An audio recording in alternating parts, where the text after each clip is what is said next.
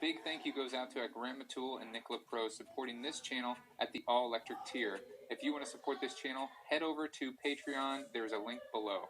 There are many Tesla owners out there with older Tesla Autopilot computers, hardware 2.0 and 2.5, that are eligible to be upgraded to the new 3.0 or full self-driving computer. So I went through my Tesla app and scheduled a service appointment and requested that the computer be installed.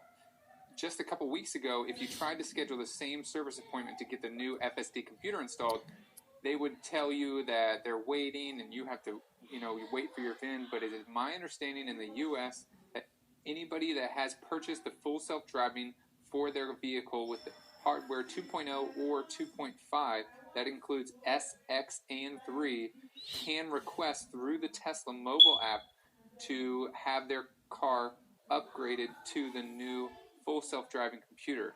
So this is something where Tesla's probably not going to reach out to you initially. If you are like me and want it done kind of on the front end of things, then you need to go through your Tesla mobile app and request an install. Now, as you can see, this footage I have here is from my Sentry mode, or from the dash cam footage that my car provided me while my car was in for service. So currently, you have to take your car to a service center to get the new FSD computer installed, at least in the Washington, D.C. area. Mobile techs in this area, the Washington, D.C. area, will not install the full self-driving computer. This is some of the last footage before my car was disabled, and they also disabled mobile access while they were retrofitting the car with a new full self-driving computer, which is the receipt there. And when I went to pick up the car, cruise control was not allowed, or autopilot. The car had to be calibrated. And so I tracked the amount of miles, at least for my vehicle, that it took before it was calibrated. And as you can see here, it's not showing any vehicles on the center display like we're used to. But once we get to this, about 4.7 miles is what it was for me, you see this message pop up, camera calibration complete. And now all the vehicles are showing up, and we're also getting a lot more information on the center display, not to mention autopilot is enabled. So now we have full self-driving computer. So what are the big differences, if any? So let's do some testing right here, right now, in this video with a new FSD computer in my 2018 Model 3 that just got upgraded from the 2.5 hardware to the 3.0 FSD computer. You can see that right now we are in regular autopilot, and I manually make the car move over by turning on the turn signal, initiating the lane change from the right to the left. And so I do that again using the turn signal to initiate the lane change, moving from right to left. No issues whatsoever. I would say it is roughly the same as my 2.5 computer. So if you're worried that you need to get the upgraded computer in order to be the safest as possible, don't worry about it. The 2.5 computer and the FSD computer, autopilot-wise, are performing the same. Now, I know in a couple months that is going to be different, and they're actually rewriting some baseline code to help identify certain objects and items on the road that is going to require the more powerful FSD computer. So several months from now, this might not be true, but as of right now, as of when I'm recording this, the 2.5 computer and the FSD computer, autopilot-wise, perform the same.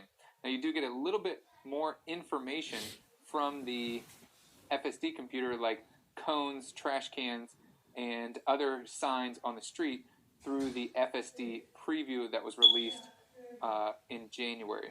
So as you can see here, I'm in some decent traffic, and this is where autopilot pays for itself. But always keep your hands on the wheel, just like I do, and just like Tesla recommends. This is a level 2 system. It is not complete full self-driving yet. So here we're in some heavier traffic, and I do have a destination set in, and it does not show navigate on autopilot.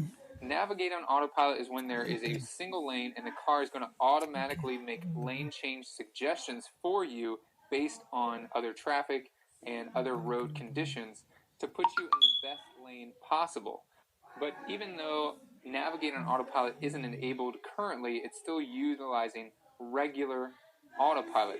So if I jump now into the settings, you can see here I'm going to actually go into the settings and into Autopilot, and you can see navigate on Autopilot is turned off, and we need to be put in park. So I'm going to do a maneuver right here that I do not suggest, throwing the car in park in stop and go traffic, enabling the navigate on Autopilot very quickly, and then we enable Autopilot again, and you can see almost automatically it's trying to get out of this lane. So I want to know why. And so if we go back to the map, I do have a hunch in that we are in a HOV lane. So right now I have 2 passengers with me, and so if we turn on use HOV, now it's going to recognize like, okay, we can actually be in the lane that we're in, and then it's going to go straight like you see right there. So Autopilot is smart enough to get out of an HOV lane if you have the use HOV lane off.